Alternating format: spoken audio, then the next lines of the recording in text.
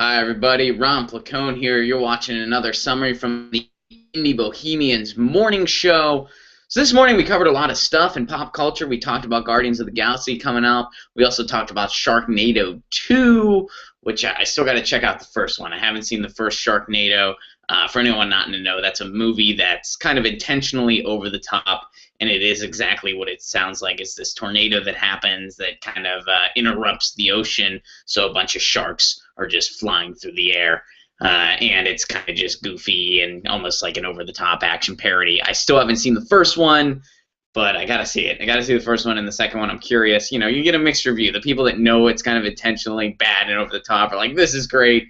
People that thought it was going to be an actual action flick are like, "Oh, this is horrible." But yeah, I want to check it out. I don't really have any expectations.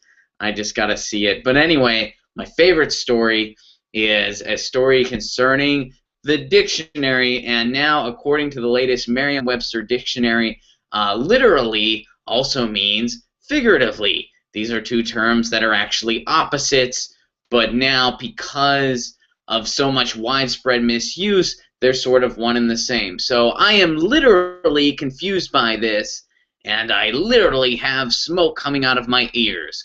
What I just said normally would not be correct, but according to the latest Merriam-Webster dictionary, it's correct now. Because literally, of course, means something that's true. Figuratively means more metaphorical, more kind of like an analogy. Like figuratively, my head is exploding when I'm reading the dictionary. That's the example they gave in the Salon.com article.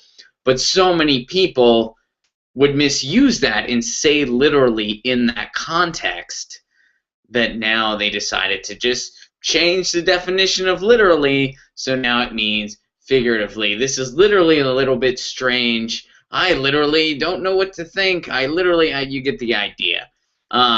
Is this a huge thing? Not really. But quite frankly, I felt for a long time now that American English is sort of de-evolving because we just kind of let people do whatever they want with the language. And you see the evolution of terms that used to be proper definitional terms that are now seen as something derogatory because of the way they've been adapted, and then other terms that we just throw in there. We threw bling in the dictionary because people used it so much. We threw ain't in there because people used it so much.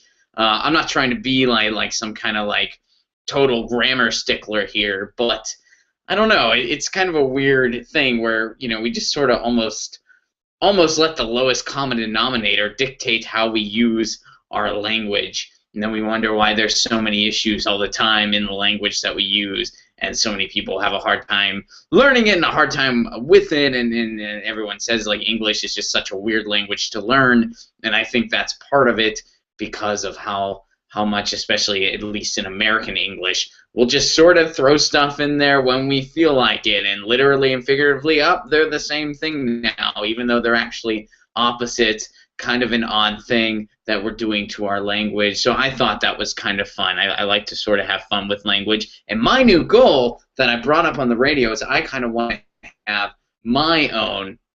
I want to try to get something in the dictionary. I want to try to have an existing term or kind of create a new thing. The first thing I thought of was waffle nozzle. I want that to be something. I Googled it. Turns out that is a thing. It refers to that like three-prong kind of squeeze bottle thing that they use in restaurants. So I want waffle nozzle to adopt as something different. I want it to have a different definition, and I want the public to adopt a term for it. I want waffle nozzle to be something. Maybe it has a derogatory context. Maybe, oh, stop being a waffle nozzle. You're being a, maybe when you don't want to pay for something, that can be like if you're being cheap, like, stop being a waffle nozzle.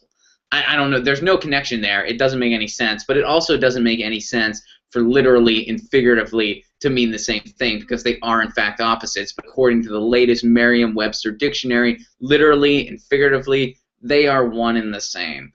So the American English language always evolving or de-evolving, depending on who you ask. And that's something we talked about today, and we're going to see if waffle nozzle can take on a different type of definition. I think it'll still be a noun, it'll still be a thing, but maybe it'll maybe it'll have a different definition. Maybe that will catch on, similar to how the word quiz caught on in Ireland way back in the day. So that's kind of a summary from the Indie Bohemians morning show. For anybody in Milwaukee that may check out this clip, I'll be in your area Saturday night at the Potawatomi Casino for 2 shows, 7 and 9 p.m. So if anyone's up in Milwaukee, want to catch a comedy show Saturday night, come on out, say hey, that'd be really cool. But for now, have a good weekend. Again, this has been a summary from the Indie Bohemians morning show, one of the topics we covered this morning, and this is Ron Placone signing out.